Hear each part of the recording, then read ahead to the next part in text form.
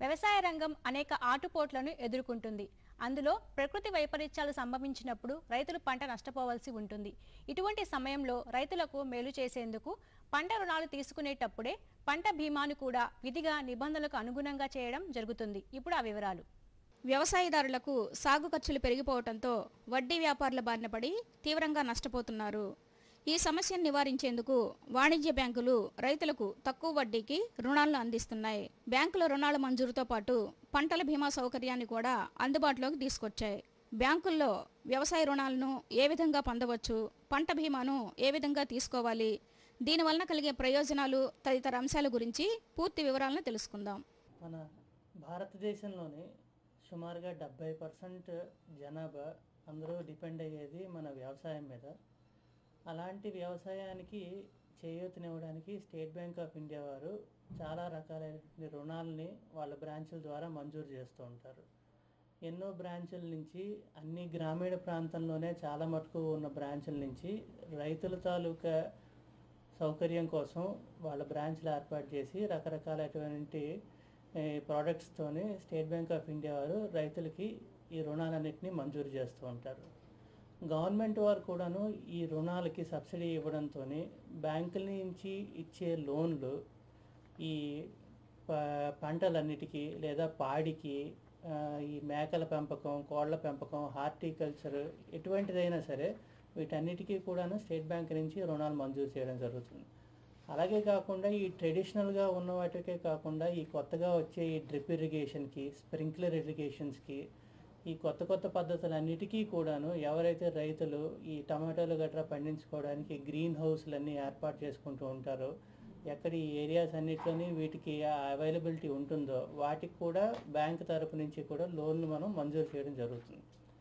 Government వారు ఇచ్చేదాని ప్రకారం ఎవరైతే సక్రమంగా లోన్లు కట్టే రైతులు ఉంటారో వాళ్ళు ఏడాదిలో రెన్యూ చేసుకోగలిగితే గవర్నమెంట్ వారు 25 పైసలకు మాత్రమే లోన్లన్నింటినీ మంజూరు చేస్తారు. వాళ్ళ దగ్గర నుంచి సబ్సిడీ కూడా మనకి రైతులందరికీ అందుతుంది. ఈ సౌకర్యాన్ని రైతులందరూ వినియోగించుకోవాల్సిందిగా కోరుతున్నాం.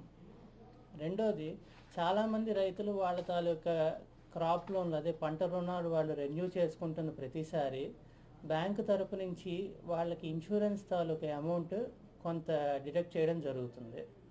ఈ విషయంలోని చాలామంది రైతులు మాకు ఇన్సూరెన్స్ అనేది ఒక భారం కింద ఎప్పుడు భావిస్తారు తప్ప దాని తాలూకు ప్రయోజనాలు తెలిసిన తర్వాత వాళ్ళు నిజంగా చాలా సంతోషిస్తారు.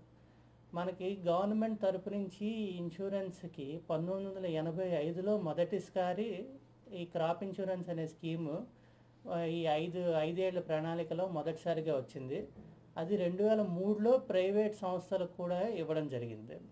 అప్పటి నుంచి కూడా ప్రతి సంవత్సరం ఈ ఖరీఫ్, రబీ సీజన్లో రెండిట్లో కూడాను ఈ క్రాప్ ఇన్సూరెన్స్ అన్నది రైతులకు వర్తింపవుతుంది.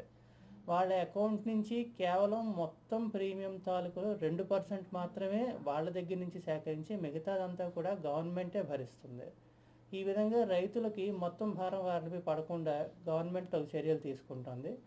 బ్యాంకు తరపు నుంచి ఎవరైతే రైతులు రుణాలు తీసుకుంటున్నారో వాళ్ళందరికీ కూడాను బ్యాంకులోనే వాళ్ళ ఇన్సూరెన్స్ అమౌంట్లన్నింటినీ డిడక్ట్ చేసి మొత్తంగా ఇన్సూరెన్స్ వారికి పే చేయడం జరుగుతుంది. ఇది చేయడం వల్ల రైతులకి ఈ వెదర్ బేస్డ్ క్రాప్ ఇన్సూరెన్స్ వల్ల వాళ్ళకి ఎప్పుడైనా సరే ఈ వరదల వల్ల కానీ లేకపోతే వచ్చే ఈ తుఫాను వల్ల కానీ, ఎందుకంటే మోస్ట్ ఆఫ్ ది మనకి ఉన్న అగ్రికల్చర్ అంతా కూడాను మాన్సూన్ మీదే డిపెండ్ అయి ఉంటుంది.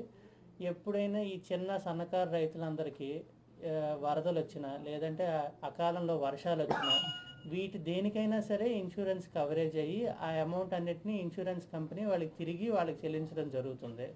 ఒకవేళ ఈ ఇన్సూరెన్స్ తీసుకోకపోతే మొత్తంగా వాళ్ళు పెట్టినటువంటి ఈ పంట మీద ఖర్చు అంతా కూడాను ఈ అకాల వర్షాల వల్ల కానీ వరదల వల్ల కానీ నాశనం అయిపోయి వాళ్ళు బ్యాంకుకు కట్టిన రుణాలు చెల్లించలేక బయట వడ్డీ వ్యాపారుల దగ్గర అప్పు చేసి మొత్తం ఈ చక్రంలో పూర్తిగా ఇరుక్కుపోయి బయటికి రాలేక సుమారు ఈ అంచనాల ప్రకారం రోజుకి భారతదేశంలో ఒక రైతు రోజు ఆత్మహత్య చేసుకుంటున్నాడని మనం రోజు చూస్తున్నాం.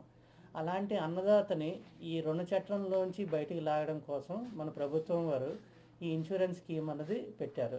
వాళ్ళు డైరెక్ట్గా అందులోని సబ్సిడీ ఇచ్చి బ్యాంక్ నుంచి కూడాను ఓన్లీ ప్రీమియం చాలా తక్కువ అమౌంట్లోనే వాళ్ళ చేత కట్టించడం వల్ల వాళ్ళ మీద కూడా భారం తగ్గుతుంది. అలాగే వాళ్ళకు వచ్చే ఉపయోగాలు దానివల్ల ఎన్నో ఉంటాయి. రెండోది, రైతులు రుణాలు తీసుకున్న తర్వాత వాళ్ళు సకాలంలో చెల్లించడం జరిగితే వాళ్ళకి ప్రభుత్వం తరపు నుంచి ఎన్నో రకాలైనటువంటి ఉపయోగాలు ఉంటాయి. వాళ్ళకి సబ్సిడీలు వస్తాయి, రాయితీలు వస్తాయి, రుణమాఫీలు అన్నీ కూడాను వర్తింపడం అవుతుంది. ఎవరైతే ఈ రైతులు దాన్ని కట్టకుండా వదిలేస్తారో వాళ్ళకి అనవసరంగాను ఈ వడ్డీలు ఎక్కువ పడ్డం, పెనాల్టీలు పడ్డం ఇలాంటివన్నీ జరిగి అమౌంట్లు ఎక్కువ కట్టుకోవాల్సి వస్తుంది తప్ప, దానికోసం నేను రైతు సోదరులకందరికీ మనవి చేసేది ఏంటంటే, మీరు సకాలంలో రుణాలు తీసుకోండి. గవర్నమెంట్ నుంచి వచ్చే ఈ సబ్సిడీలన్నింటినీ వారంతా మీకోసమే, మీ ప్రయోజనం కోసం అందిస్తున్నారు కాబట్టి వాటిని మీరు వినియోగించుకొని ఈ మన భారతదేశాన్ని అన్నదాత వెన్నుముక్క కాబట్టి దాని అంతటినీ మీరు ఉపయోగించుకొని ఈ దేశ శ్రేయస్సుకి, దేశ అభ్యున్నతికి పాటుపడాలని కోరుకుంటున్నాను.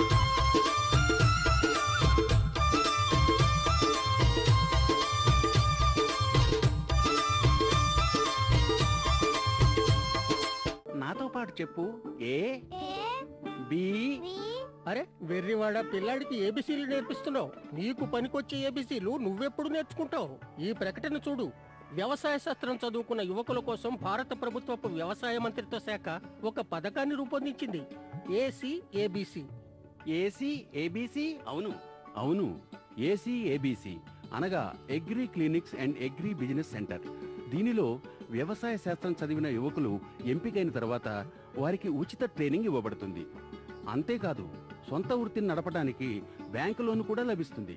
దానితో పాటు యువకులు తమ ప్రాంతపు రైతుల లాభం కోసం వారికి సేద్యం లేదా వారి వృత్తికి సంబంధించిన లాభదాయకమైన సమాచారాన్ని అందిస్తుంటే వారి లోన్పై 36 నుంచి 44% దాకా సబ్సిడీ కూడా లభిస్తుంది. అయితే నేను నేర్చుకుంటాను పనికొచ్చే ఏబీసీ. శభాష్. రండి, స్వయం ఉపాధి పొందుదాం, పొలాల్లో అత్యంత అభివృద్ధిని సాధిద్దాం.